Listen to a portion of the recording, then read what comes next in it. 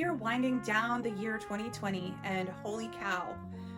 If you're feeling a little bit beat up this year, it's fine. As you know, you are not alone. I want to talk a little bit about what gratitude does for you health-wise, so that as difficult as things have been, you can try to harvest that and utilize that to make your life a little bit better. Hi, I'm Dr. Angela Mackay, chiropractor and naturopathic physician. And first of all, I want to express my gratitude to all of you who are watching videos, coming in. A lot of patients have come in and asked me how I'm doing, which is really nice that a lot of you are thinking about me, thinking about the business, making sure that we continue to still be here for you, and worrying about how things are going on our end. So I really appreciate that. I think anybody who's got food and a roof over their head at this point, you're doing great. So keep on going. I want to talk a little bit about what gratitude does for you health-wise, so that as difficult as things have been, you can try to harvest that and utilize that to make your life a little bit better.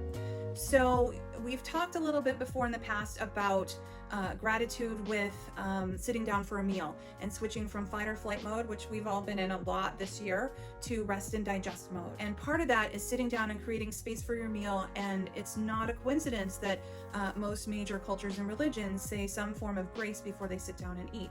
And you don't have to be super spiritual to sit down and say, thank goodness I have this wonderful food to nourish me. And that little bit of gratitude right there makes a switch in your brain and in your nervous system from fight or flight to rest and digest. So gratitude in general down regulates that fight or flight mode, and it reduces aggression, it reduces anxiety, it increases sense of well-being, and it does all sorts of wonderful things neurochemically. If you're stressed out, or even if you're not, having a gratitude journal, thinking of 3 things every day that you're truly grateful for. I know Oprah made a big splash with that a couple decades ago, but it's true. The more you think about the things that you're grateful for, the better you feel, the better you sleep, the better your immune system is, the better your relationships in general are. Also makes you a lot more fun to be around, right? Like, we're always going to be able to find a fault in ourselves or in someone else. But the real trick is looking for the good things. And sometimes that can be a little bit more of a challenge. But the more you practice gratitude, the more easily you can see the good things, and the better your relationship is, because then you begin to appreciate things about the other person. Simple things like just saying thank you for making dinner, or thank you for, doing whatever mundane household task. It lets the other person feel appreciated and not taken for granted. And that makes a big difference in the quality of your relationships with people. Everybody likes to be around someone that makes them feel good about themselves.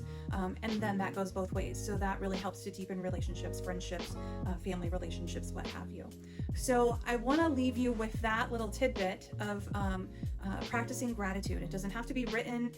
It doesn't have to be formal, but look for ways to say thank you, or I appreciate you, or look for the good in other people where you can find it. Because during this time, everybody's been really incredibly stressed out. And I've noticed maybe one of the most obvious ways that I've noticed is in driving. Some people are experiencing like trigger finger road rage. And then other people are being even more patient and going out of their way to create more space for other people, because they understand that everybody is stressed out. And those people, the road ragers and the space creators, they may be the same people, just on a different day. You may be that person. One day, or even one trip out, you may be one way, and the next trip out, you may be the other, because that's how stressful and volatile things are. So as much as you can, appreciate the space other people give you, create that space for others, and look for things to be grateful for, and be patient with yourself and everyone around you.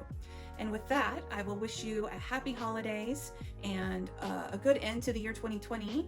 And let's be optimistic about 2021, and see what happens, and keep looking for the good in each other. Thanks.